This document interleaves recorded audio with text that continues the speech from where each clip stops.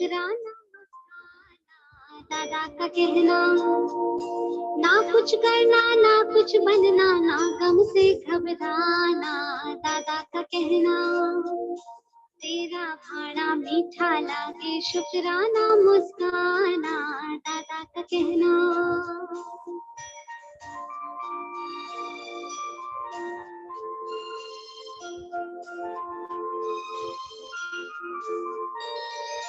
ब्रह्म ज्ञान ऐसा हीरे मोती जैसा, मिलता नसीब से बिना पाई पैसा।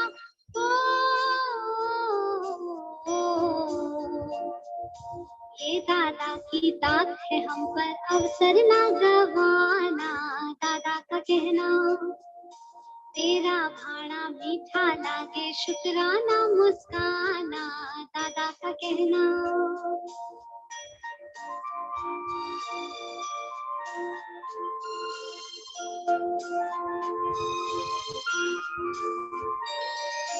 राजी रहे हम उसकी रजा में, मिले तो ईद होवे नहीं तो रोजा मान ले। ओ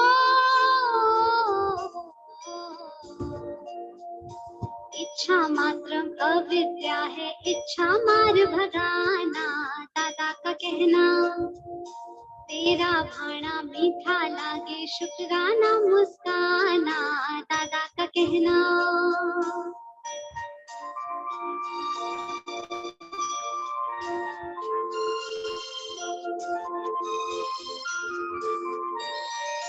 मौन ही सोन है नैना तेरा गहना, पुरुषार्थ है देव तेरा आगे बढ़ते रहना।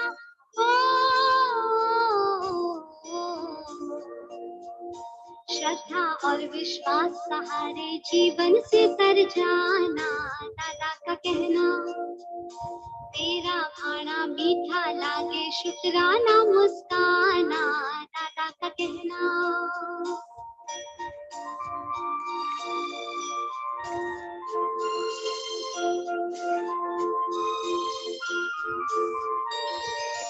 रूप अनेक है लेकिन सब में एक है, भेद जो ये जानता उसकी बुद्धि नेक है। ओ कण कण में है नूर समाया, बिरले ने पहचाना, दादा का कहना।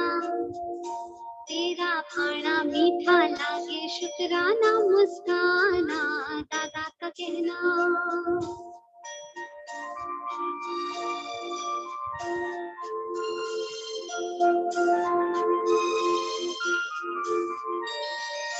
प्रेम ही ईश है, पाए दे जो शीश है, सबसे ही प्यार होवे ना मोह ना द्वेष है। ओ प्रेम खजाना जो भी लुटाए जग उसका दीवाना, दादा का कहना। तेरा भाड़ा मीठा लागे शुक्राना मुस्काना, दादा का कहना। ना कुछ करना ना कुछ बनना, ना गम से घबराना, दादा का कहना। तेरा भाड़ा मीठा लागे शुक्राना मुस्काना, दादा का कहना।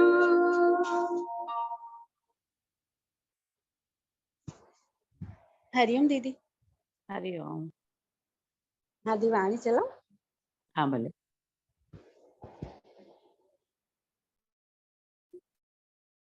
अभी मेरे रूम में कोई है नहीं जी दी। और फिर मैं अनम्यूट कर दूंगी खुद को अगर शोर हुआ। जी दी।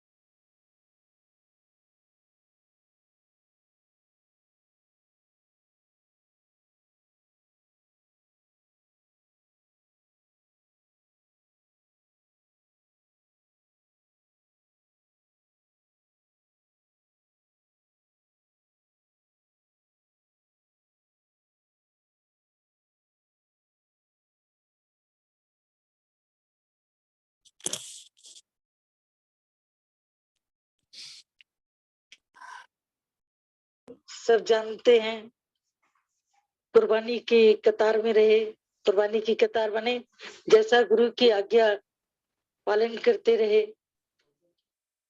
अमरदास जी पूरी गुरु की बात को मानते थे। उनकी तो इतनी भक्ति थी गुरु अंगद देव में कि वो गुरु के दरवाजे पर कभी भी पीठ से नहीं जाते थे, उल्टे उल्टे चलते थे। गुरु गद्दी जहां पर होती थी, जिस स्थान पर गुरु महाराज बैठते थे, उनका मुख उस तरफ होता था और पीछे पीछे जाते थे पूरी जीवन। एक दिन पीछे जाते जाते वो गड्ढे में गिर पड़े और काफी दूर तक, ये नहीं कि केवल घर की चौखट तक, ऐसा नहीं, काफी दूर तक वो गुरु का आश्रम, गुरु की कुटिया देखते देखते देखते पीछे पीछे से ही उल्टा उल्टा चलते थे। एक दिन किसी गड्ढे में गिर गए और गिरने से छपाक की बड़ी तेज आवाज आई। तो गुरु अंगद देव, उनकी पत्नी ने बोला ये मुआ अमरू होगा। अमरदास को अमरू कहते थे। ये कीचड़ में ही रहता है, ये कीचड़ ही लगेगा इसको। इतनी देर में गुरु ने किसी काम से अमरदास को आवाज दी तो वो वैसे ही सने हुए कीचड़ के कपड़ों से वहां पर आ गए। पत्नी को उनके थोड़ा क्रोध तो आया, तो जिस वक्त वो कुटिया में कक्ष में शामिल हुई तो उनको एकदम से केसर की सुगंध आई। उनके शरीर पर जो कीचड़ लगा था, वह गुरु के वचनों पर चलकर, अगर जीवन के अंदर तुम्हारे ऊपर कोई कीचड़ लगता है, कोई दुख, कोई परेशानी, कुछ भी परिस्थिति आती है, तो वो भी उससे केसर की सुगंध आती है। तो उसने बाद में गुरु से पूछा, अंगद देव जी से, कि इसका ये जो कीचड़ था ये केसर कैसे बना? पर इसकी गुरु भक्ति, इसकी गुरु भक्ति। तो सच में अगर देखें तो हम सब गुरु के द्वार पर आए हैं और हम सबका जो कीचड़ है अंदर का, ये गुरु ने केसर में, सुगंध में बदली कर दिया। पर फिर भी मन कुर्बानी के रास्ते को पसंद नहीं करता। एक्चुअली कुर्बानी कहना आसान है और कुर्बानी करना जमीन आसमान का फर्क है। अगर किसी व्यक्ति को अभी पंखे से हवा मिल रही है और उसको कहा जाए कि तुम उठो, फला व्यक्ति को बैठने दो, वो जल्दी हवा छोड़ने के लिए तैयार नहीं होगा। Is it right? ट्रेन में किसी को दिक्कत है घुटने की और कोई आराम से ऊपर की बर्थ चल सकता, वो जाने को तैयार नहीं होता। हम छोटे छोटे सुखों की भी कुर्बानी नहीं दे सकते, पर गुरु के पूरे जीवन की कुर्बानी, जो 10 गुरुओं की कुर्बानी है, उसको एक साथ अगर देखा है तो बड़े दादा से लेकर के आज तक आप चारों में वो कुर्बानी देखते आ रहे। अपनी नींद, अपना सुख, चैन, सब कुछ छोड़ करके कोरोना पीरियड में दादाजी ने 6 महीने यात्रा की। माउंट आबू में 3-3.5 महीने ज्ञान दिया, यहीं से जूम पर। नडियाद गए, अहमदाबाद गए, वहां पर एक लखनऊ में है आसुदाराम जी का शिव शांति आश्रम, हमारी मित्र वहां पर है, जबरदस्ती लेके गई। वो भी मुलाकात करना चाहते थे, गए हम उनके पास में। कोरोना पीरियड का टाइम था। उन्होंने हमसे एक सवाल पूछा दादाजी के लिए, बोला उनकी उम्र कितनी है? हमने कहा सर 91 प्लस। बोला क्या वो अभी भी यात्राएं कर रहे हैं? मैंने कहा जी। बोला धन्य है, मैं तो 76 साल का हूँ और घुटनों से लाचार, शहर के अंदर ही सब मिलने आते हैं, पाकिस्तान तक के लोग भी उनसे मिलने के लिए आते हैं। पर वो यात्राएं कर करके चल तीर्थ की तरह सबके पास जाते हैं। मेरा उनको हाथ जोड़कर नमस्कार कीजिए। तो दादाजी की जितनी भी कुर्बानी देखें सभी गुरुओं के बराबर में रख के, तो वो 10 पातशाही तो हमने देखी नहीं, सुनी, लेकिन सुन सुनकर रोंगटे खड़े हो जाते कि कैसे मीरी की तलवार पहनी, पीरी की, बोला पीरी की तलवार नहीं चाहिए। पांचवें गुरु अंगद देव के बाद में छठे गुरु हरगोविंद हर राय जो भी थे, हरचंद जी, तो उनको जैसी तलवार पहनाई तो बोला ये काहे की तलवार है? बोला ये मीरी की तलवार है। बोला मीरी की नहीं, मेरे को पीरी की और मीरी की 2 तलवार है। इसीलिए सदैव उनका जब आप देखते हैं चित्र तो एक तलवार इधर होती है, एक तलवार इधर होती है। हम लोग को भी समझ में नहीं आता था कि क्या है ये 2 तलवारें क्यों लटकाई गई हैं, इस तरीके से क्यों लटकाई गई। तब देखा कि सब गुरुओं ने कुर्बानी करी है और एक कॉमन काम क्या किया है कि पिछले गुरु के काम में और भी इजाफा किया, उसमें और बढ़ोतरी करी। गुरु नानक देव ने केवल रटन किया तो अंगद देव ने रटन के साथ में लंगर शुरू कर दिया। अमरदास ने उसके आगे काम किए, रामदास ने और आगे काम किए, और गुरु अर्जन देव का तो शीशगंज गुरुद्वारा ये सबके सामने। ये करते करते करते अंत तक गुरु गोविंद जी जिस वक्त में अमृत छका रहे हैं तो अपने 5 प्यारों को कहते हैं, मेरी केवल तुमसे एक विनती है कि कभी निर्बल पर और निर्धन पर कभी हाथ मत उठाना, उस पर कभी तलवार मत चलाना, निर्बल पर, और जियो और जीवन दो। महावीर ने तो बोला जियो और जीने दो, पर गुरु गोविंद सिंह ने नारा दिया कि जियो और जीवन दो। वो काम आज दादाजी कर रहे हैं, हम लोगों को जीवन दे रहे हैं। मुर्दे हम लोग सब आ रहे हैं और दादाजी जैसे एक एक में प्राण फूकते जा रहे हैं और अपनी प्राण की आहुति गुरु हमारे भीतर देता है। जैसे यज्ञ की आहुति होती है संविदा सामग्री, तो गुरु जैसे स्वयं को संविदा की सामग्री बना बैठा है और अपनी आहुति देकर के हम सबको जीवन दान दे रहा है। तो ऐसा गुरु जिसका हम जितना गुणगान करें कि 10 गुरुओं का सम्मिलित एक मिश्रण, सम्मिलित मिश्रण गुरु गोविंद सिंह तक के जिसके 4 बेटे शहीद हुए हों और माँ भी साथ में ऊपर से नीचे जिसने छलांग लगाई, उस व्यक्ति ने अपने जीवन को कैसे जिया होगा। उसने बोला गुरु गोविंद सिंह से, जब किसी ने पूछा कि आपके 4 बेटे शहीद हुए, क्या आप उनका नाम कहीं पर लिखवाना नहीं चाहेंगे? बोला मेरे 4 बेटे क्या शहीद हुए, अगर मेरे पास भगवान मुझे 100 बेटे देता तो मैं 100 की शहीदी देने के लिए तैयार था।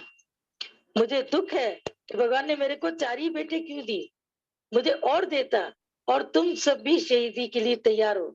मैं तुम सबके लिए भी उसी कुर्बानी की मांग करता हूँ कि धर्म की रक्षा के लिए, तब था धर्म की रक्षा, फिर कृष्ण भगवान धर्म की स्थापना।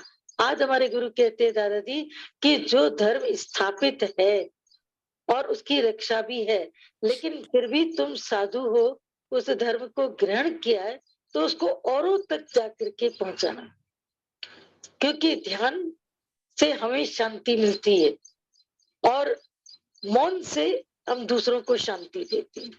ये दोनों चीजें गुरु हमें उपहार के रूप में देता है, जीवन की युक्ति भी देता है, और किसी के सुख के लिए हम काम आ सके दुख में और अपने सुख का त्याग कर सके। कि जैसे माता भगवान के लिए कहते थे कि गीता भगवान केवल नीचे से आवाज देते थे उनका नाम लेके, तो वो तवे के ऊपर रोटी सिकती रहती थी, उसको छोड़ के नीचे आ जाती थी, छोड़ के नीचे आ जाती थी। बच्चे पीछे पकाते रहते थे, खाते रहते थे, बोलते थे हम जा रहे हैं। भरी दोपहर में, लखनऊ की दोपहर इतनी गंदी होती है, मई जून की, अप्रैल से ही गर्मी होती है, अप्रैल मई जून की इतनी तपत होती है, इतनी गर्मी होती है जिसकी कोई लिमिट नहीं। उसमें गीता भगवान कैसे गोलागंज से चल करके मालवनी तक दोपहर के 2 से लेके 5 तक सत्संग करके फिर घर वापस आ जाते। ये कुर्बानी, ये तपिश दूसरे की आंसुओं के लिए देना, ये बहुत ही मुश्किल काम है। जिन व्यक्तियों को अपनी चादर प्यारी है, तकिया प्यारा है, सब कुछ प्यारा है, एक्चुअली तो वो उस राह पर नहीं चल पाते। हाँ दी, स्टॉप दी। हाँ जागृति भाभी बैठे हैं। हाँ हाँ हाँ हाँ, हनी को ले लो ना पहले। जी दी। हरिओम भाभी। हरिओम। मौजे में। मस्त, बड़ी। हरिओम आंटी। हरिओम बेटा। जैसे पूरा आज कुर्बानी पे, गुरु की कुर्बानी पे पूरी वाणी चली, बहुत अच्छा बताया, पूरी हिस्ट्री का भी थोड़ा बताया।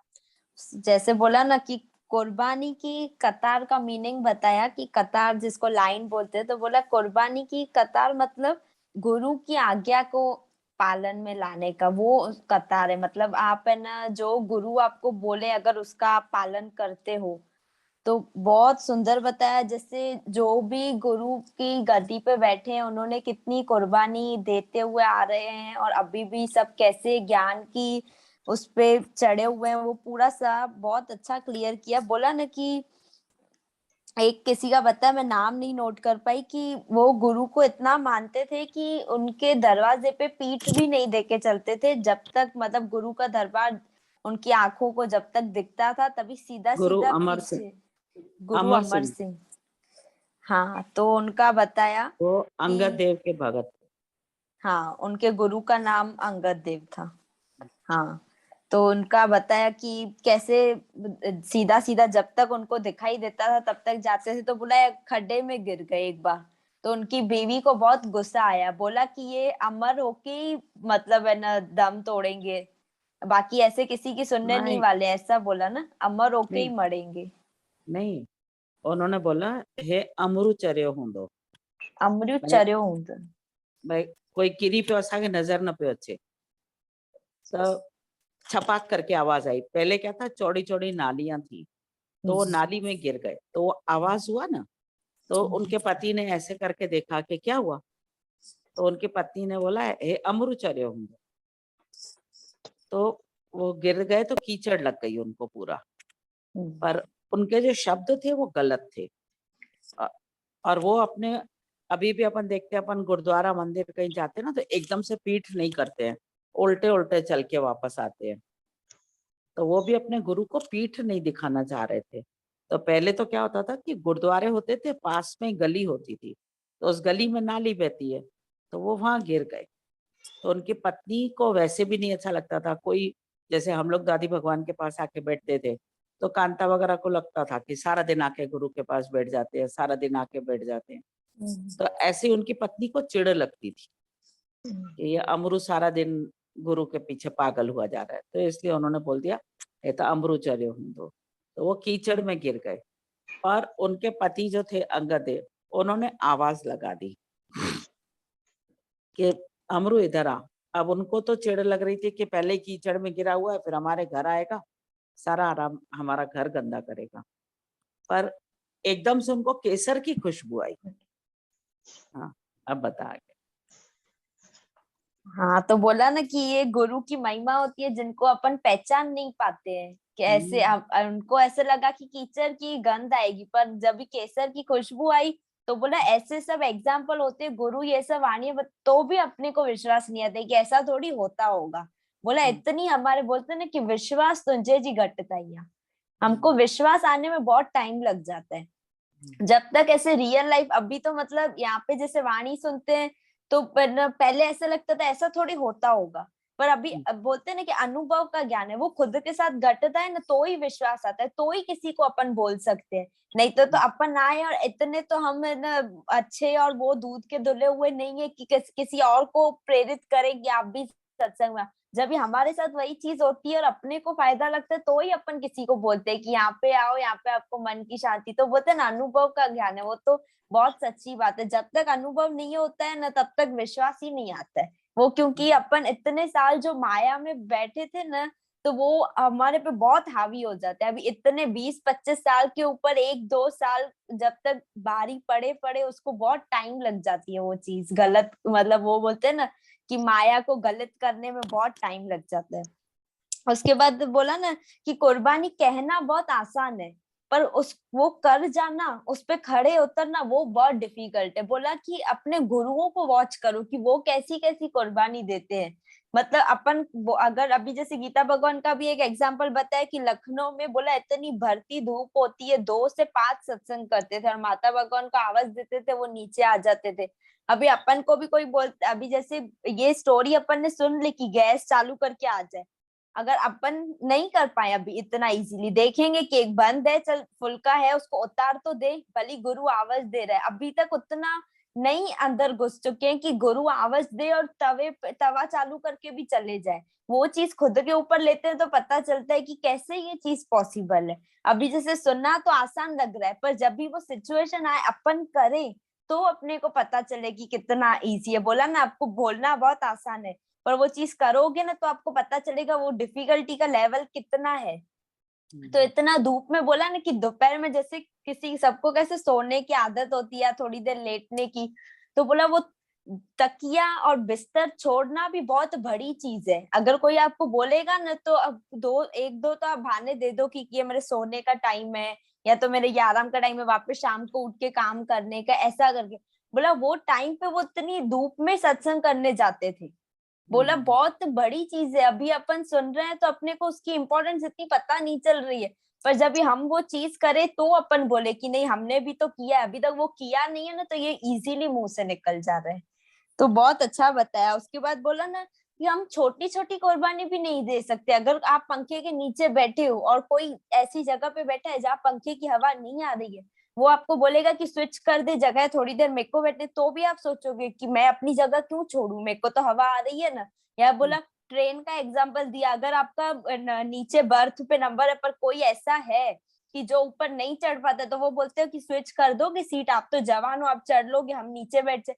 तो भी आप सोचते हो क्यों, मैंने तो ये टिकट कराई, मेरा तो नीचे नंबर आता है ना, क्या फर्क पड़ता है, बर्थ तो नीचे भी है बर्थ ऊपर भी, अगर उनकी चढ़ने की स्थिति नहीं है तो चेंज करने में क्या चीज होगी। बोला पर इतनी कुर्बानी भी आपसे नहीं होती है कि क्यों हम करें, और ये तो इतनी बड़ी बड़ी चीजें की है। तो बोला आप छोटी छोटी चीजों को छोड़ोगे तो ही आगे जा पाओगे। इतनी अभी तो आप इतनी माया की छोटी चीजें पकड़ के बैठे हो कि ये मेरी चीज, ये मेरा सुख, इसको मैं नहीं त्यागूं, इसको मैं ये नहीं करूं।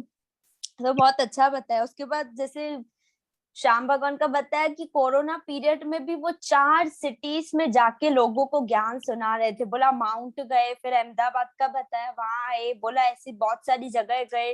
बोला क्यों किया उन्होंने, उनकी इतनी एज है 91+ है, चाहे तो वो भी अपने घर पे बैठे रहे ना। कि ये कोरोना का जो पीरियड था सबसे ज्यादा जो एल्डरली लोग थे वो लोग घर से नहीं निकल रहे थे, क्यों, क्योंकि उनकी जान को ज्यादा खतरा है। अगर बीच वालों को हो भी ज्यादा था कोरोना तो वो मतलब इजीली कोप अप कर ले रहे थे, बाकी सबको जो घर वाले भी थे उनको भी डर लग रहा था कि बच्चों को तो इनिशियल हो नहीं रहा था, तो बूढ़ों को ज्यादा संभाल रहे थे। अगर वो चाहते तो वो भी घर पे बैठे रहते ना कोविड में, पर वो जाके ज्ञान दिया। बोला उन्होंने दूसरों के बारे में सोचा कि मैं घर पे बैठ जाऊं, इससे अच्छा तो जाके मैं ज्ञान की वर्षा करूं ना। बोला चाहे तो वो भी अपने सुखों को देख सकते थे।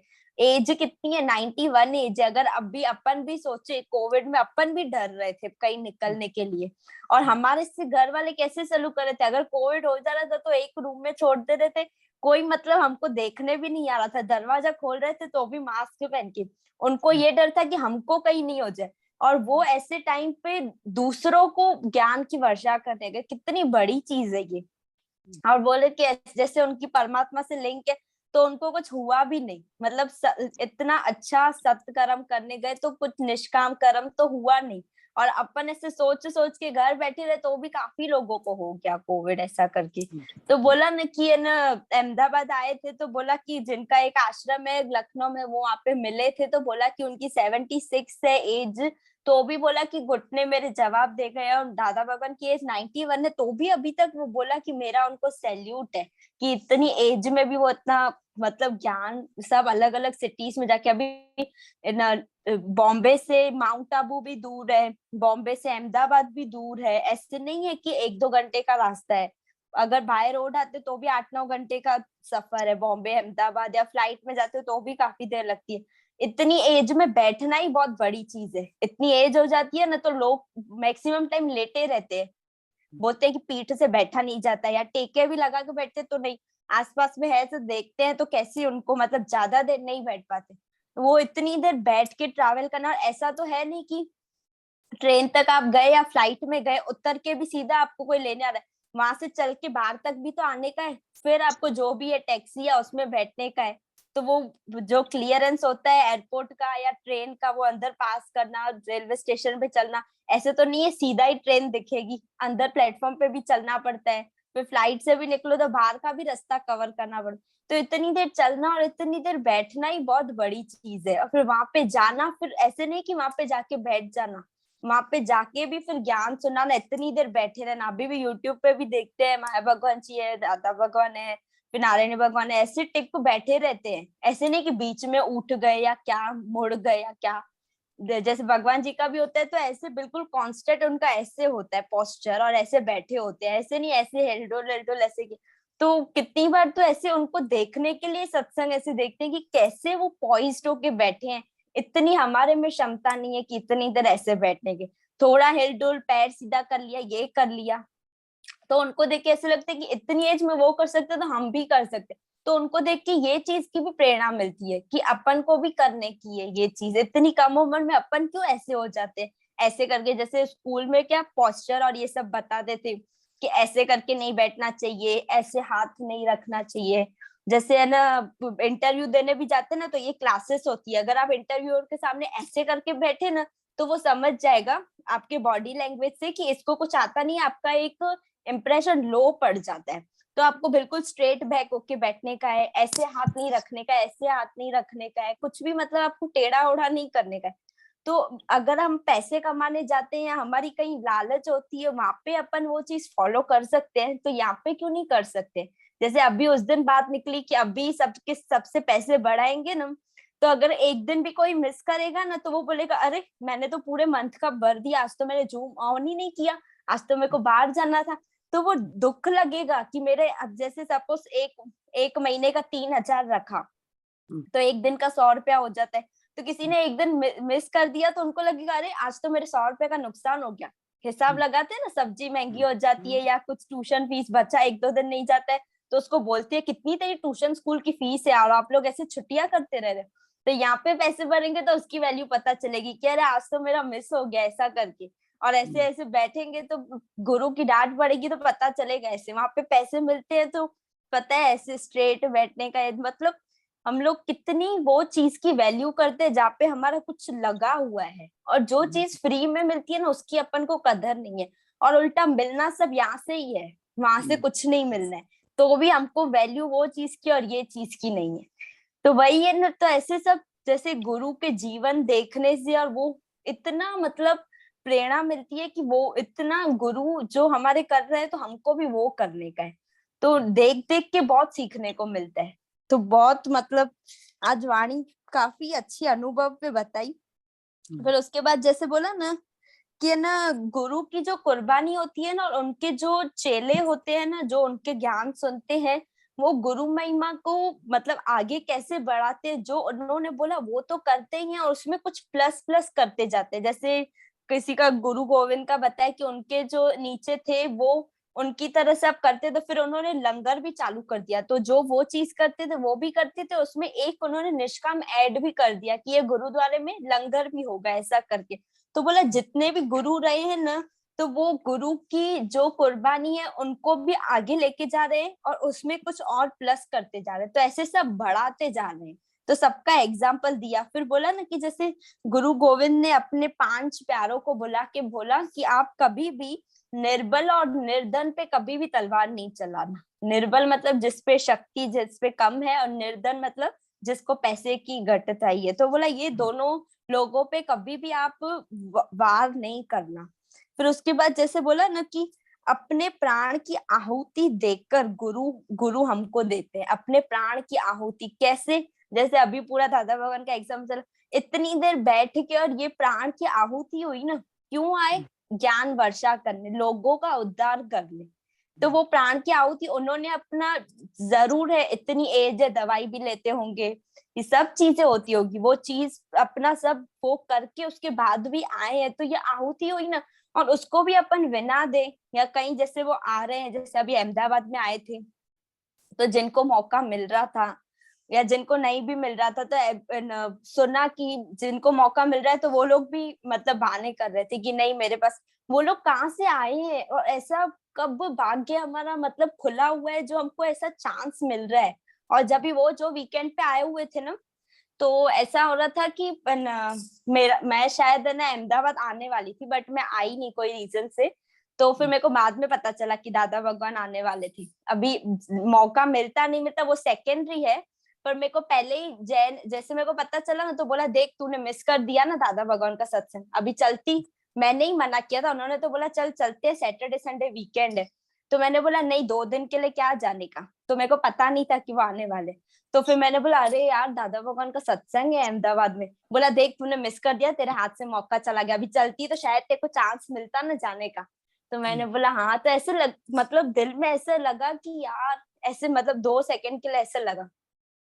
तो मतलब जो वहां पे रह रहे हैं, अगर उन्होंने मना किया होगा तो इतना मतलब कितनी बड़ी चीज है। अभी बोलते हैं कि मतलब ये चीजें ऐसी होती है कि once in a lifetime है मौका, उसके बाद क्या पता हम रहे नहीं रहे, वो ऐसा मौका वापस मिले नहीं मिले।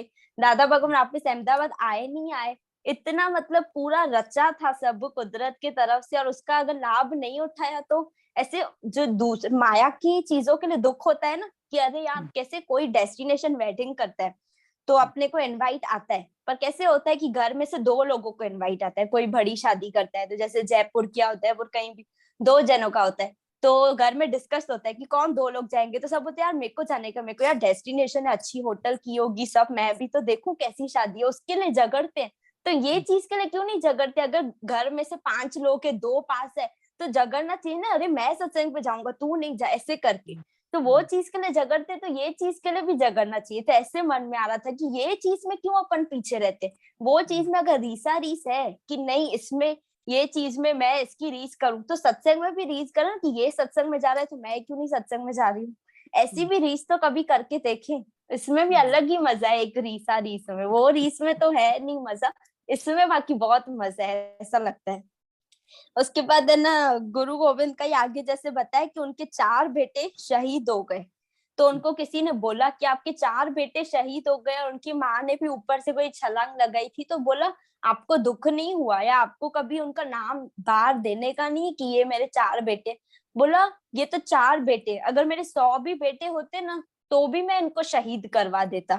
बोला पहले है ना, जैसे धर्म की रक्षा के लिए ये सब उन्होंने लड़ाई की कि हमारा धर्म जिंदा रहे, ऐसा करके। बोला फिर बाद में है ना, कृष्ण भगवान ने धर्म की स्थापना की बात की। बोला फिर अभी कौन सी चीजों की, धर्म की रक्षा भी करनी है, धर्म की स्थापना भी करनी है, और उसके बाद किसी को आगे तक पहुंचाना है ज्ञान की तरफ। अभी ये राधा भगवान का है कि आप भली धर्म की रक्षा करो, स्थापना करो, पर एक ऐसा काम करो कि आप में से कोई एक में से एक आगे आए ज्ञान की तरफ। तो बोला अभी ये चीज आपको करने की है। तो वही बस पूरा आज जैसे कुर्बानी पे, और ये तो इतना आया मेरे को समझ। बहुत सुंदर, बहुत सुंदर। तेरी कैचिंग पावर बहुत ही अच्छी है। ईश्वर हमेशा तेरी बुद्धि ज्ञान के प्रति ऐसी बनाए रखे। थैंक यू आंटी, शुक्राना। वाकई कुर्बानी देखो, किसी ने उस दिन पूछा भी था कि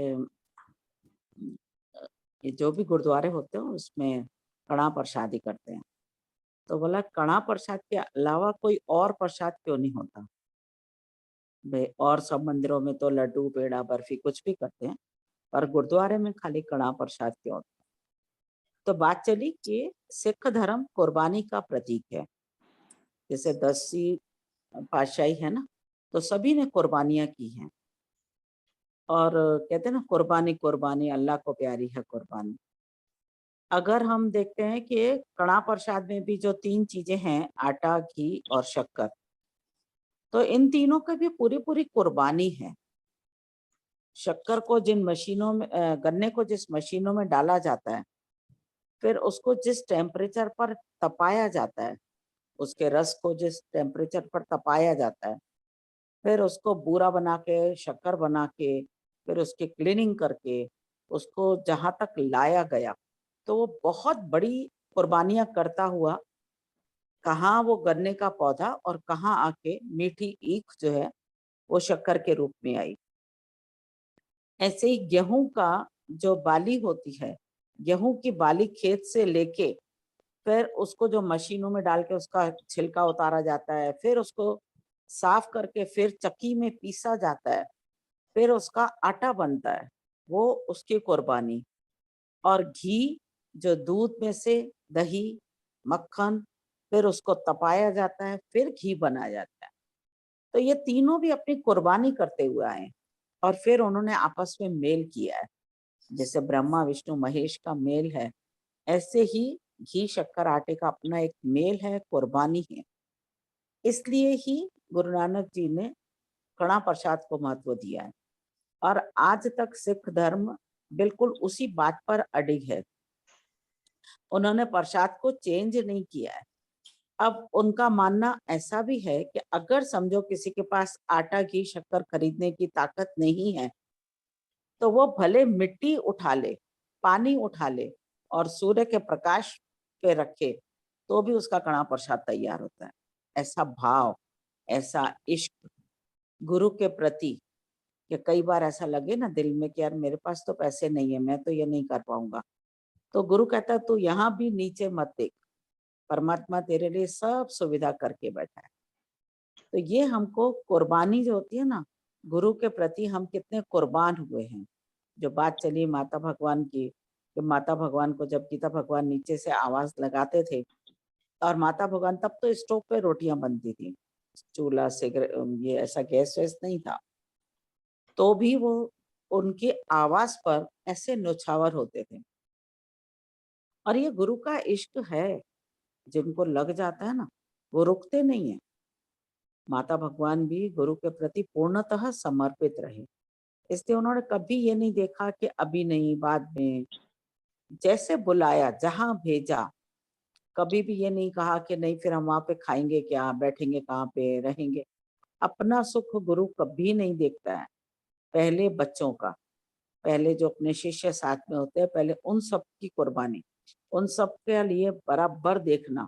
ऐसा नहीं कि भाई मेरे लिए पंखा चला दो, मेरे को एसी में बिठा दो, बाकी तुम जानो, तुम्हारा काम जाने।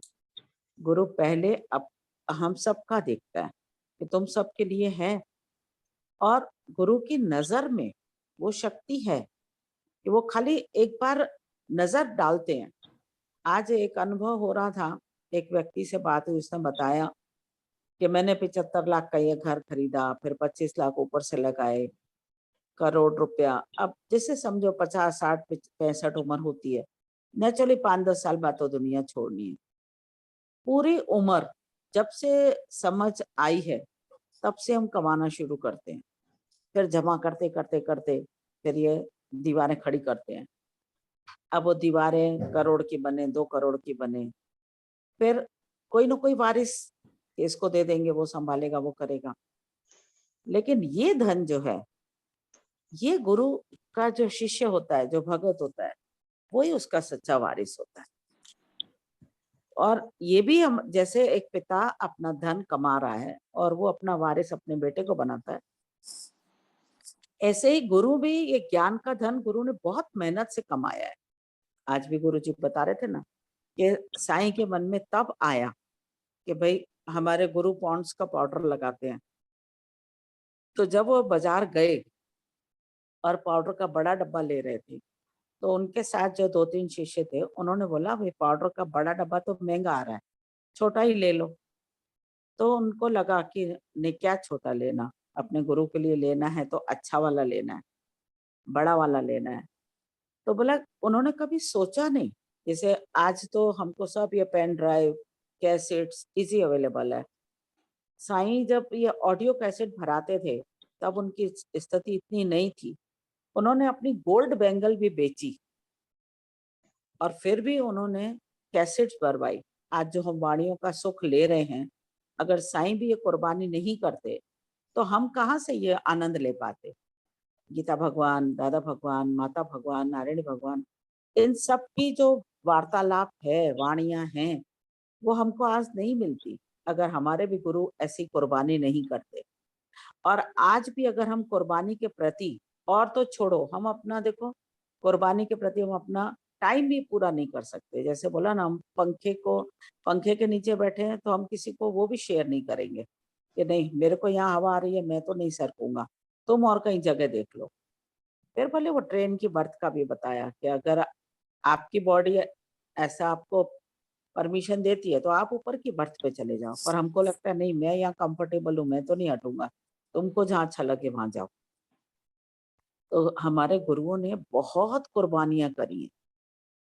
जो भी संत हुए हैं, जो भी फकीर हुए हैं, जो भी इस दर पे आए हैं, उन्होंने कभी अपना सुख, चैन, खान पान कभी भी ये नहीं सोचा कि मेरे को क्या मिलेगा। हमेशा यही सोचा कि नहीं, सबका भला हो, सबको ऐसी सुविधाएं मिली। तभी देखो बोलते ना, कहीं से चल के आए तो गीता भगवान ने ये रूल निकाला था कि एक मटका बाहर रख दो और एक लोटी रख दो और मेरी के बिस्किट और चने रख दो, प्रसाद के रूप में तो वो भी ले सकते हो। तो ये गुरुओं की बहुत बहुत मेहरबानी है, जो उन्होंने कुर्बानियां की हैं, वही कुर्बानियां हमको सीखती हैं। अगर आज भी हम कहीं बचा के रखते हैं तो ये गलती हमारी, तो उसके प्रति हमारी भी कुर्बानी हो, किसी कुर्बानी में हम भी जुड़े।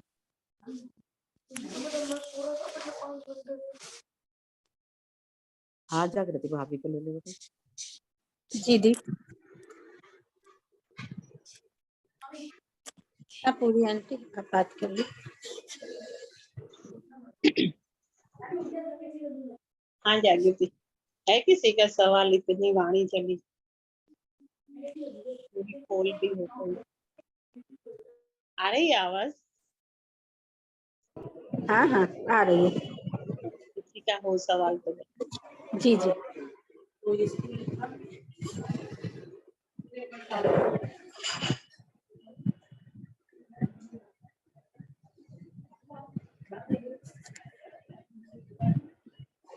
हरिओम आंटी। हाँ हरिओम पुष्पा। हाँ आंटी, जैसे कुर्बानी पे बात चली ना, तो सच में यहाँ से ही सीखा है छोटी छोटी बातों की कुर्बानी।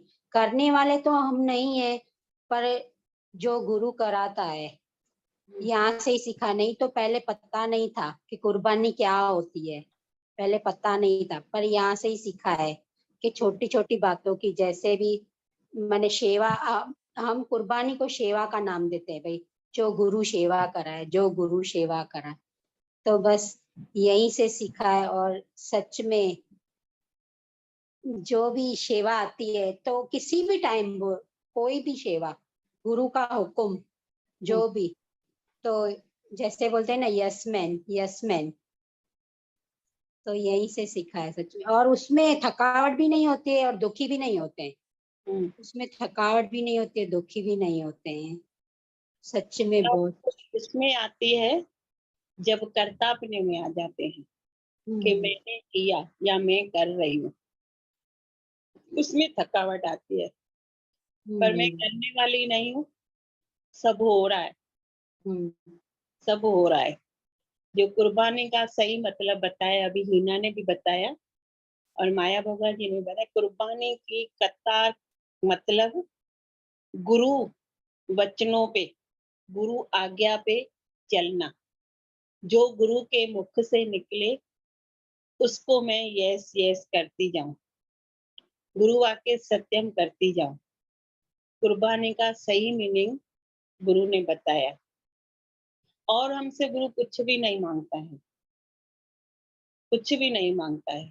पहले तो हमने अपनी कुर्बानी दी है कि मैं कुछ भी नहीं हूँ, अपने सुखों की कुर्बानी दी है, पूरी खोल भी हुई कि पंखे के नीचे आप बैठोगे तो बोलोगे मैं इधर कंफर्टेबल हूँ, मेरे आगे और दूसरा कोई नहीं, मैं इधर ही सही बैठी रहूं और कोई किसी को नहीं। उसमें सब आ गया। मैं खा रही हूँ तो ये मैं ही खाऊं। अगर उस दाने पे किसी का नाम लिखा है, कोई आया है, तो परमात्मा का शुक्राना करूं। आज इस दाने पे इसका नाम लिखा था, शायद मेरा नहीं लिखा था। कल भी वाणी में सुना कि दादा भगवान जब खाना खा रहे थे तो उनके घर वाले बोलते थे कुछ बोलो तो सही, कि फीका है, मीठा है, नमक कम है, मिर्ची कम है, कुछ तो दादा बोलो। बोला नहीं। बोला जो परमात्मा को आज मेरे को खिलाना था ना, अगर नमक कम मेरे को खिलाना था तो आज इस शरीर को नमक कम की जरूरत होगी, तभी परमात्मा ने ऐसा किया। आज इसमें मिर्ची नहीं थी तो परमात्मा को वो मिर्ची नहीं खिलानी थी, इसीलिए उसमें नहीं आई। मैं बोल के भी अपना वो क्यों करूं। तो ये है सच्ची कुर्बानी। पहले अपने आप से तो सीखे। मेरे को सब सुख चाहिए, सब कंफर्टेबल चाहिए। कोई भी ऐसी जहां मैं सोती हूँ ना, मेरे को रोज वहां पे जगह चाहिए। एक गीता भगवान की वाणी में आता है, एक मजदूर था, पूरा दिन मजदूरी करता था और वहां पे एक राजा का महल भी था। जब राजा का महल था तो राजा पूरी रात ऐसे घूमता था, उसको नींद नहीं आती थी। नींद नहीं आती थी, राजा इधर उधर देखता था। अचानक वो खिड़की के आगे खड़ा हुआ, देखा कहाँ ये मजदूर काम कर रहे हैं। उस पे एक नजर मजदूर पे राजा की पड़ी कि जैसे उसका काम रात के समय पूरा हुआ, उसने क्या किया, एक लोटा पानी का लिया, हाथ मुंह धोया, जो गमछा उसके सर पे बंधा हुआ था वो उतारा, उससे हाथ मुंह पोंछा और जो बंधी हुई रोटी दिन वाली पड़ी थी, प्याज और फुल्का, बहुत प्रेम से खाने बैठा।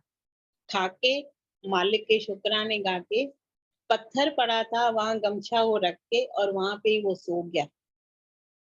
जब वो सो गया तो राजा उसको देख रहा था, उसको उसी सेकंड में ही उसको नींद आ गई। तो राजा हैरान होने लगा, मेरे को तो सोने का पलंग है, इतने मस्त डलप के गदेले हैं, पूरी रात मैं ऐसे घूमता रहता हूँ, चक्कर काटता रहता हूँ, मेरे को नींद नहीं आती है, इस मजदूर को पत्थर पे कैसे नींद आई। अंदर ही अंदर राजा बहुत ऐसे हो रहा था। सुबह हुई, वजीर को बोला वो जो सामने मजदूर खड़ा है ना, उसको मेरे पास लेके आओ। वजीर हुकुम का गुलाम उसको लेके आया।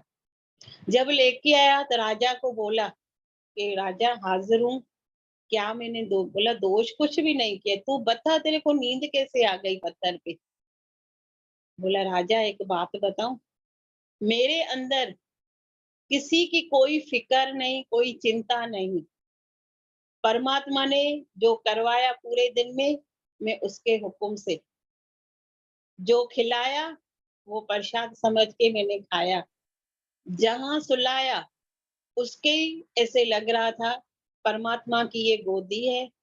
सराहना रख के ऐसे लग रहा था परमात्मा मेरे को थपकी लगा के सुला रहा है। उसकी बंदगी में शुक्राना करके और उसकी बंदगी में मैं सो गया। पता नहीं कैसे रात गुजर गई, कैसे सुबह हुई। राजा तू भले राजा है, भले तेरे सर पे मुकुट भी है, पर कितनी चिंताएं लेके बैठा है। मैं करूंगा तो आपके अंदर वो थकावट भी आएगी, थकावट से आपको नींद भी नहीं आएगी। चिंता से अंदर पूरा सर भरा पड़ा है, मगज भरा पड़ा है, तो कहाँ आपको नींद आएगी। तूने मालिक का फिक्र किया है, उसका जिक्र किया है, तू उसका जिक्र कर तो मालिक तेरी फिक्र करे। मजदूर था, राजा को हक से बोल सकता था।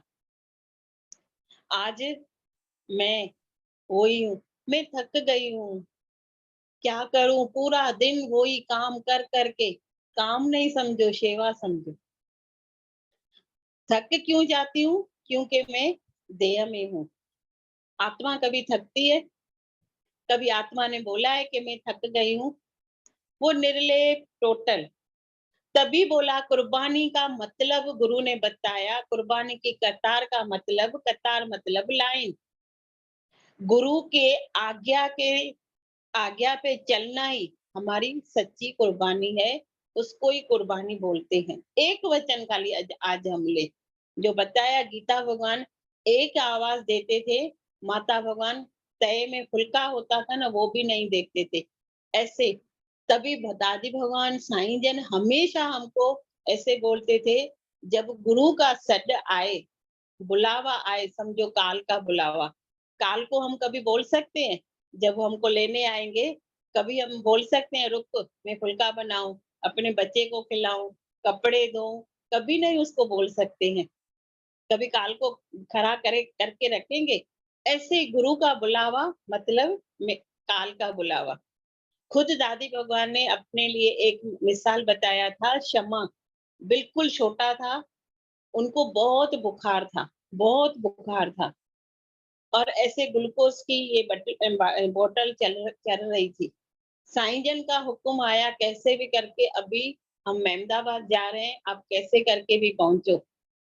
तो मन में आ रहा था, ऐसे बच्चे को छोड़ के कैसे मैं जाऊं, बुखार है, शायद आपके सामने की बात हो या पीछे की हो। दादी जन हमको बताते थे। जब बताया कि मैंने गुरु वाक्य सत्यम किया, गुरु की आज्ञा मानी, अगर मैं इस बच्चे को बैठ के देखूंगी तो मेरा गुरु क्या करेगा, मैं गुरु के हवाले छोड़ के गई। पूरा दिन मैं साईं जन के साथ थी। जब आई तो वो अच्छा भला उठ के बैठा। कौन ने, किसने ये ठीक किया? मेरे अंदर ताकत थी, मैं माँ बन के उधर बैठती ना, शायद और वो बीमार हो जाता, पर गुरु के हवाले उसको छोड़ दिया। मेरी गाड़ी तेरे हवाले, आप संभाले, जरूर संभाले, मैंने छुटकारा पाया। जब ऐसी हम कुर्बानी देंगे ना गुरु के लिए, तो देखो हमारा ये पीछे गाड़ी कैसे चलती है। तभी उस मजदूर के अंदर भी वो खुनकी थी, वो सच्चाई थी, जो वो राजा को भी बोल सकता था। राजा को बोला, राजा तू जिक्र कर परमात्मा का, तो मालिक तेरा फिक्र करे। तूने कभी परमात्मा का जिक्र किया ही नहीं है, उसके लिए तू जिया ही नहीं है, तू खुद के लिए जिया है, पूरे संसार का ठेका लेके रखा है, तो कैसे तेरे को नींद आएगी? आज हम भी बोलते हैं ना, हम थक गए, रात को सोती हूँ, और बार बार अभी 3-4 दिन से गुरुजी बोल रहे हैं कि साईं जन जब सोते थे ना, उनको पल भी नहीं लगता था नींद आने में। सोते भाई, हम दरवाजे से बाहर निकलते थे, उनके रूम ऐसे होते थे, 2 रूम आमने सामने, थोड़ी गली होती थी बाहर निकल के, और हॉल होता था। बोला हम हॉल तक भी नहीं पहुंचते थे और साईं जन को नींद आ जाती थी। क्यों ऐसी नींद आ जाती थी? क्योंकि उनके अंदर कोई टेंशन नहीं होता था, किसी बात की कोई परवाह नहीं होती थी, कोई चिंतन नहीं होता, तो कैसे होगा? सब हुआ ही पड़ा है। तो हम क्यों नहीं गुरु के वचनों पे चलते हैं? हम जब सोते हैं, ऐसा हमारा है कि हम सोते ही हमको नींद आ जाए, इधर पलटी मारेंगे, इधर पलटी मारेंगे, फोन देखेंगे, किसका फोन आया, किसका मैसेज आया, बातें करने बैठेंगे, उसको याद करके। तभी बार बार गुरुजी भी बोलते हैं, सोने से पहले 2 भजन की लाइनें, 2 मिनट गीता भगवान की वाणी, कुछ ना कुछ सुन के और सो जाओ, तो पूरी रात ऐसे लगेगा कि मैं सत्संग में गुरु के साथ ही बैठी हूँ। आज भी एक प्यारी से बात हुई, बोला मेरी तबीयत ठीक नहीं थी, तो मेरे ऐसे लग रहा था भाई, मजा नहीं आ रहा था, तो मैंने गुरु को, दादी भगवान को याद करके ऐसे सो गई। तो मैं नींद में देख रही थी, कभी मैं अंकुर गई भी नहीं हूँ। ऐसे लग रहा था कि मैं अंकुर गई हूँ। वहां गीता भगवान की बड़ी तस्वीर पड़ी है, और है भी, वहां होती भी है नीचे। और ऐसे फूलों की पत्तियां, गुलाब रोज होता है ना, उनकी पत्तियां गीता भगवान के तस्वीर के आगे पड़ी है। और दादी भगवान ने एक पत्ती मेरे मुंह में डाली कि खा ले और सब दुख दूर हो जाएंगे। और ऐसे देख भी रहे थे कि आप सब भी दादी भगवान के साथ हो। जैसे मैंने वो पत्ती खाई फूल की, तो मैंने आंख खोली तो कोई मेरे सामने ही नहीं था। दादी भगवान ने सब दुख हर लिए, उनको याद किया तो वो भी आए ना। तो तभी बोलते हैं इश्क तेरा ही रहे, साथ तेरा ही रहे, नींद में भी मुझे तेरी याद रहे। जब हम उनकी बंदगी करके सोते हैं ना, तो पूरी नींद हमारी ऐसे उसके बंदगी में निकलती है, उसकी याद में निकलती है। ऐसे थोड़ी गुरुओं ने इतनी कुर्बानी दी है, तभी तो देखो दादा भगवान के लिए भी बताते हैं। दादा भगवान को किसी का मैसेज आता था ना, तो वो अपनी चाय भी छोड़ के, जब वो ये दादा भगवान की जीवनी पढ़ते थे ना, उसमें एक लिखा हुआ था, एक इंसान को कैंसर थी, दादा भगवान रोज जाते थे। थोड़े दिन नहीं गए तो उस दिन उसकी बहुत तकलीफ थी उसको, तो दादा भगवान वहां पे चाय बना रहे थे, अपने प्रेमियों के साथ बैठे थे, और वो बंदा वहां पे अपनी पत्नी को बोल रहा था, क्यों आज दादा मेरे से मिलने नहीं आएंगे? जब उसकी पत्नी ने बोला, हाँ क्यों नहीं, तू पुकारो तो सही, वो कैसे हाजरा हजूर होते हैं। बोला, दादा भगवान की चाय वहां पे बनी पड़ी है, चूल्हे पे चाय पड़ी है। गीता भगवान बोल रहे थे कि हमने सबने बोला दादा खाली छानने की देर है, चाय छन्ने और आप पी के जाओ। बोला नहीं, मेरे को अभी अभी तो गुरु नहीं बैठेंगे तो बच्चे कैसे बैठेंगे।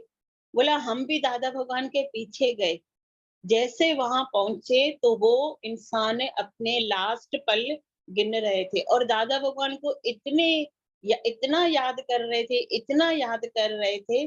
जैसे दादा भगवान आए, उनको देखा, ओम की धुनी जोर जोर से लगाई, वो इंसान एकत्रित होके सिर्फ दादा भगवान को देख रहे थे, आंखों में आंखें मिला के दादा भगवान ने ओम की धुनी की और उसके प्राण शांत हुए। भाई दादा भगवान ने ऐसी ऐसी कुर्बानी अपने खान को, पान को, पीने को, सोने को न देख के भी, और सबको कुर्बानी देके और उठा के खड़ा किया है, मुक्त किया है। आज वही तो गुरु हमारे जीवन में भी आया है। खाली हम अपने आप से पूछे, मैंने कितनी गुरु के प्रति कुर्बानी दी है।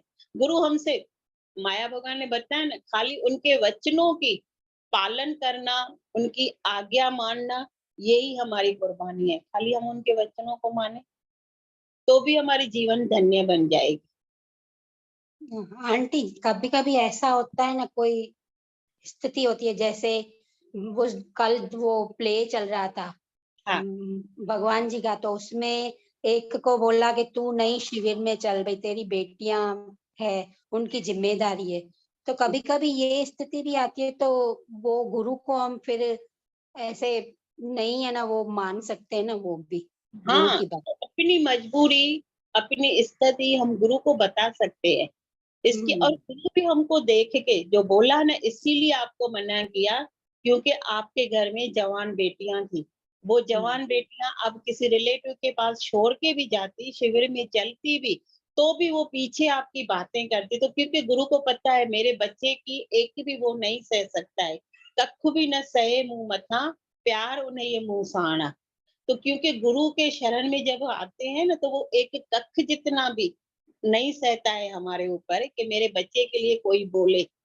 इसीलिए बोला, आपको बोला कि अभी आप नहीं चलो, अभी आप नहीं चलो। तो उसका मन आया, वो शंका लेके गई, तो उसका कर्म बन गया ना। गुरु से बैठ के पूछती, हम भी 3 जने दादी जन के पास आते थे, तो हमेशा 2 जनों को दादी बोलते थे कि आप निकलो, आप निकलो। एक जनी को बोलते थे, आपके घर में जवान बेटियां हैं ना, बेटियां तो हमारे घर में भी थी, पर दादी जन को पता था ये जॉइंट फैमिली में रहती है, अगर ये छोड़ के भी निकलेगी ना, तो इनके पीछे बैठे हैं, और वो उनका अकेला घर है। तो उनको बोलती थी, दादी जन बोलते थे कि आप घर पे बैठ के बच्चों का पहले ध्यान करो। तो दादी जन का उनसे भी वो नहीं था, मेरे से भी वो नहीं था, पर वो गुरु वो है जो हर तरफ से ध्यान देके और हमको आगे निकालता है।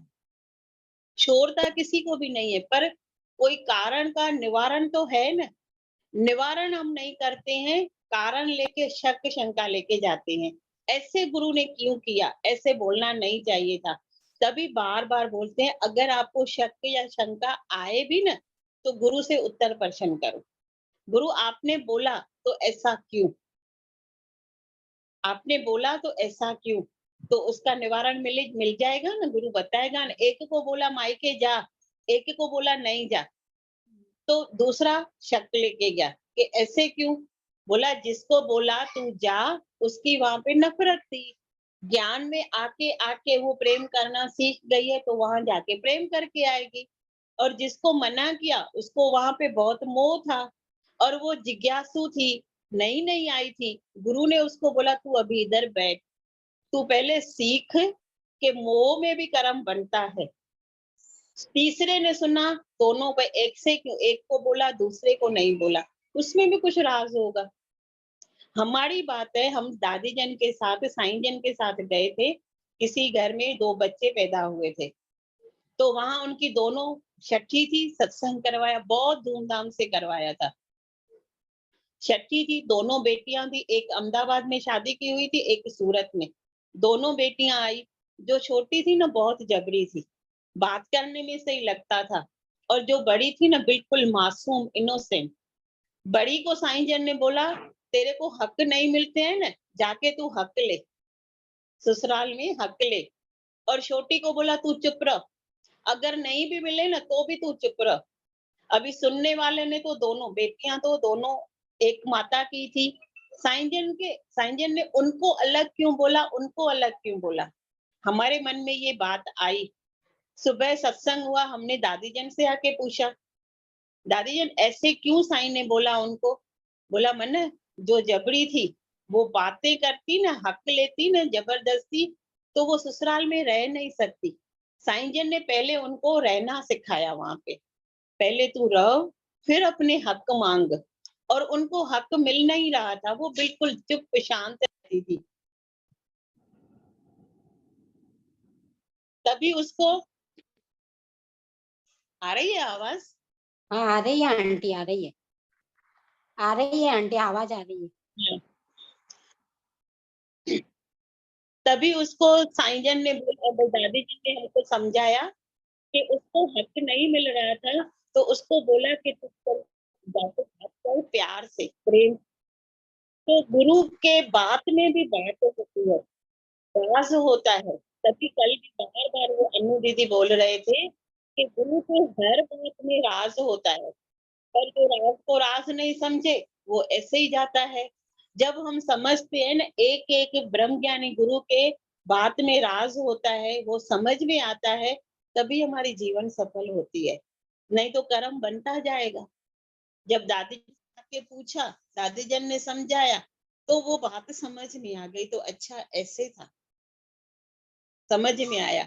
तो अगर आप भी देखो, हर घर की हर अपनी अपनी स्थिति है, कभी भी ऐसे नहीं मेरे को जबरदस्ती जानना है। घर पे अगर ध्यान देना है तो पूरा ध्यान दे सकते हो, पूरा ध्यान दे सकते हो, क्योंकि ज्ञान चौतरफ का है। मैं अकेला नहीं जा सकती हूँ, तो मैं वो कर सकती हूँ। अगर है मेरे को, मैं निकल सकती हूँ तो निकलो, करो निष्काम। नहीं निकल सकती हूँ ना, पहले अपना घर वो बनाए, वो बन जाएगा। तभी तो बार बार गुरु बोलते हैं ना, पहले घर की बत्ती बनो, पहले घर की बत्ती बनो। अगर हमारे घर में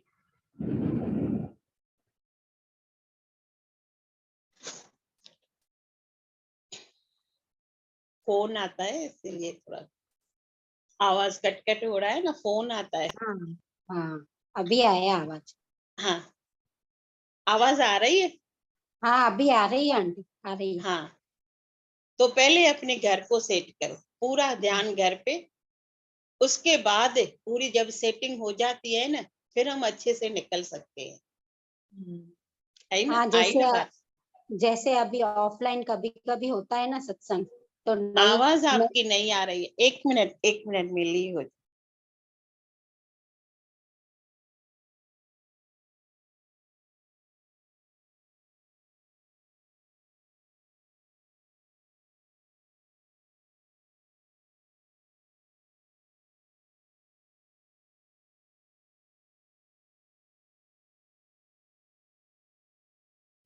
हाँ, जैसे आंटी कभी कभी अभी ऑफलाइन सत्संग होता है ना, तो नहीं पहुंच पाती हूँ, तो बोलती हूँ जहाँ मालिक ने बैठाया है बस शुक्र है, ऑनलाइन फिर बैठ जाती हूँ ऐसे। अगर निकल सकते हैं, सुविधा है, तो हाँ निकलने की कोशिश करो। शरीर की स्थिति ऐसी है, नहीं निकल सकते हैं, कोई बात नहीं। कोई घर में और ऐसी प्रकृति है, नहीं निकल सकते हैं, फिर भी मेरे को घर बैठे गुरु ने ये दिया है वचनों का, तो मैं वहां भी लेके लाभ ले सकती हूँ। हर बात में खुश रहे, हर बात वही में खुश रहे। वही खुश बोलती हूँ हाँ, वही बोलती हूँ, जहाँ गुरु ने बैठाया है शुक्र है। शुक्राना। बस सत्संग तो मिल रहा है ना, दुखी नहीं होते हैं भाई, क्यों नहीं गए, दुखी नहीं होते हैं भाई। हाँ, शुक्र है मालिक, फिर भी ऑनलाइन है तो ऑनलाइन गुरु। हाँ, ये अमृत वर्षा तो मिल रही है ना। मिल रही है। हाँ, तो ज्ञान के बाद तो ऐसे मन में ऐसे अभी दुखी नहीं होते, मिला तो वाह वाह, नहीं मिला तो भी वाह वाह। वाह, ठीक है। हर हर रजा, हर राजी, हर रजा में राज। गुरु के बहुत शुक्राने, हर रजा में राजी रहना सिखाया है सच में। Thank you. Thank you aunty, Hariom. Hariom. हाँ जागीर जी, सुबह को 2 जनों ने बोला था, एक जने को भले अनम्यूट कर भजन गाने के लिए। जी तो जी। हाँ, रेखा भाभी ने भी बोला था, और रेखा वो जो मटके वाली है ना, उन्होंने बोला था, जो भी हो एक को भले कर। हरिओम आंटी। हरिओम। आप बोलिए। हाँ। हरिओम दीदी, हरिओम। बताओ दीदी, भजन बताओ। हाँ बोलो।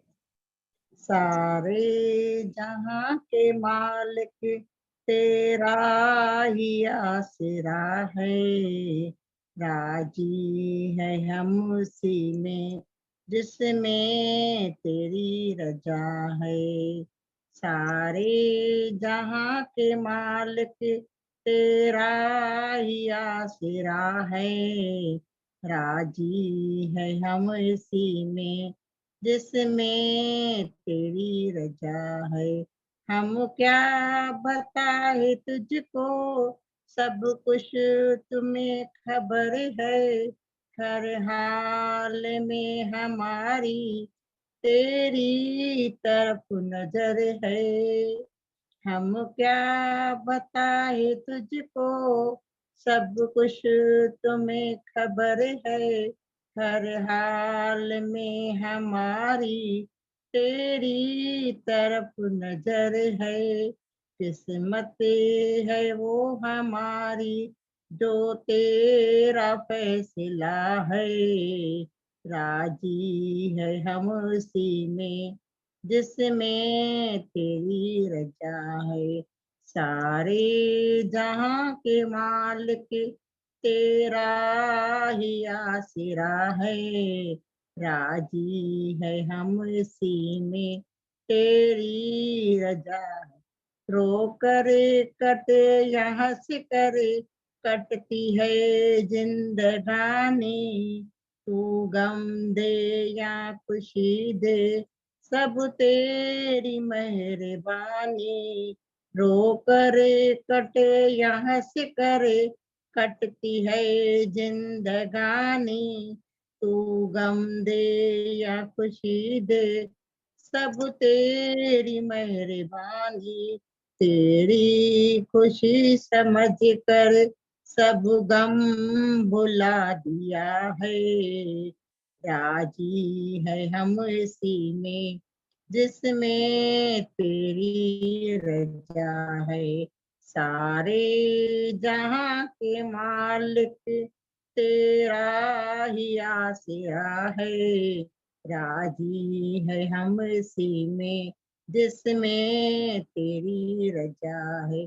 दुनिया बनाने वाले जाने कहाँ छुपा है, आता नहीं नजर तू बस एक ही गिला है।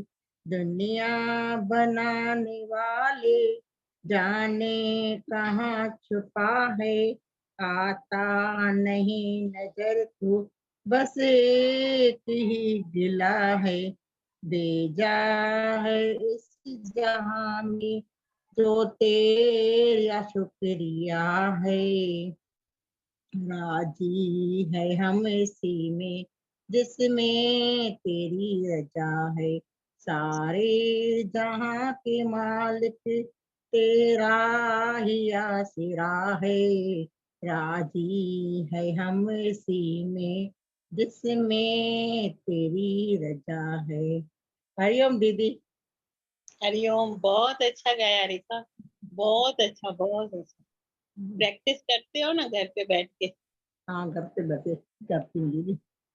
मानिया मेरे की को और तो वाणी समझ में कम आती है, ऐसे आप बताते ना सुबह में, तो मैं बहू को बता दिया, दीदी ने ये दृष्टांत बताया, बट मैं हाँ, आपको बता नहीं सकती हूँ। नहीं नहीं बताओगे एक दिन। आज जैसे भजन गाया ना, वाणी भी हाँ, बता दोगे। मानिया ऐसे बहू बताएगी। को हाँ हाँ, सही बात है आंटी। इतने दिन से प्रैक्टिस कर रहे थे तो बोला आज तो बताना ही पड़ेगा। सुबह को भी मैंने किया। आ, सुबह लेट हो गई, मैंने बोला शाम को याद हाँ करके हैंड रेस करना, पर ध्यान में आ गया कि आज उनको ही बोलना है। हाँ, सही। और नहीं, मेरे बहनों का नहीं, सुबह में दीदी जाती है ना, बच्चे छोड़ने जाती है, दोनों भाई बहन हाँ दोनों।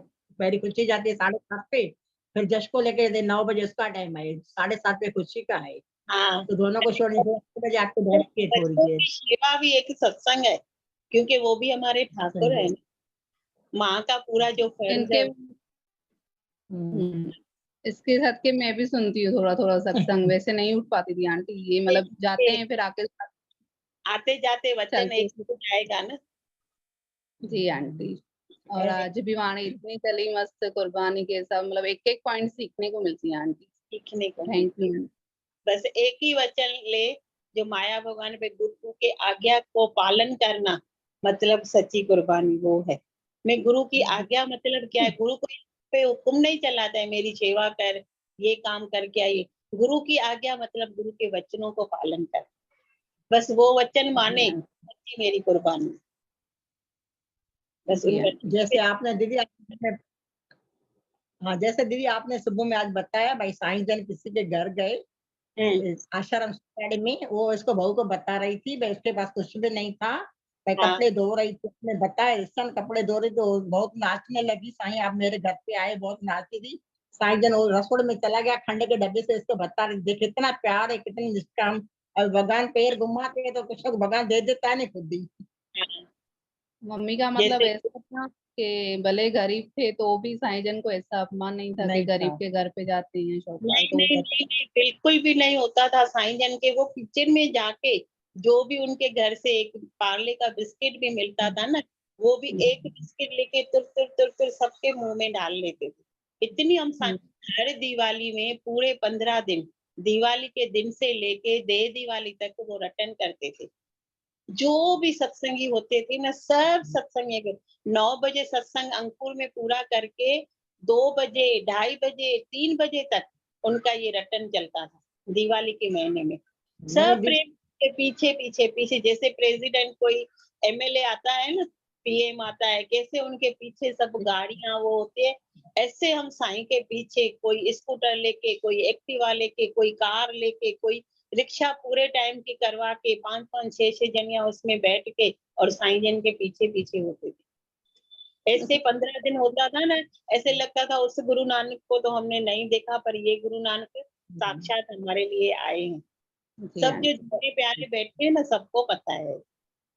पर दीदी जैसे बड़ी बेटी की शादी थी ना मेरी, तो मेरी सास से सामने नैना के घर आते थे साईं जन, तो हाँ नैना घर पे आते थे, मेरी लड़की की शादी थी, मेरी सास उधर आई थी, तो बोला हाँ जसोदा जसोदा अम्मा तो आप इधर कैसे आए, बोला मेरे बहू का घर है, तब माया के घर पे आए थे साईं जन, बोला मेरे हाँ। बहू के घर आप आओ, शादी इसके बाद मतलब मांडे लग रहे थे, साईं जन हम्म, आके फिर 2-3 बार मेरे घर मेरी सास लेके आई थी, मम्मी जाती थी, नैना तो के घर मम्मी वो सामने बीज कहाँ जाएगा थोड़ी, वो जो बीज डला तो आज फली फूलती करे, पौधा हुआ है, जाएगा अब नहीं, मेहनत नहीं जाएगा। साईं जन मेरे सास के मेरे साथ में साईं का ऐसे भाकर बन के फोटा भी निकला है। हाँ मम्मी ने निकाला था, अभी फोटा मिल नहीं, मैं बोला आपको दिखाओ, मिल नहीं रहा है फोटा। खुशी हो रही है मम्मी को बहुत। बहुत दिल में खुशी बस होती है। गया ना, फोटा बाहर से मिले नहीं मिले, अंदर दिल में तो बस गया ना। ज्योति के घर पे आती थी नहीं, ऐसे साईं के पास पास में कार के साइड में खड़ी बोलती थी मेरा पैर ऐसे बोलती थी, मेरा पग बेचारी साइड हो जाओ, साइड हो जाए ऐसे। चलो, आज वो साईं की बातें याद आ गई कुर्बानियों की। Hmm, thank you, thank you thank Manika, thank you. Thank you aunty, thank you शुक्राने आपके। हरिओम। हरिओम। हाँ जाके थे हाँ साईं की जितनी बातें निकालेंगे पूरी रात भी कम है, पूरा सही। दिन भी कम है तो महीना भी कम है। इतनी तो मालिकों ने कुर्बानियां दी साईं। दादी जन को साईं जन ने बहुत किया हमारे लिए, बहुत। कभी भी ऐसे बैठ के सोचते हैं ना, बोलते हैं कि अपने वालों के लिए तो बहुत रोए हैं। आज अगर इन आंखों से गुरुओं के लिए आंसू आया ना, तो ये आंखें भी सफली है। जितनी मालिकों ने हमारे साथ मेहनत की है, बहुत शुक्राने निकलते हैं, बहुत। थैंक यू, पूरा कर दे, टाइम हो गया। सबको हरिओम, सबको गुड नाइट, सबको थैंक यू बहुत बहुत। जो बैठते हो, सुनते हो, ध्यान लगा के सिर्फ वचनों को अमल में लाओ, जीवन तभी हमारी बनेगी। सबका thank you। हरिओम। हरिओम।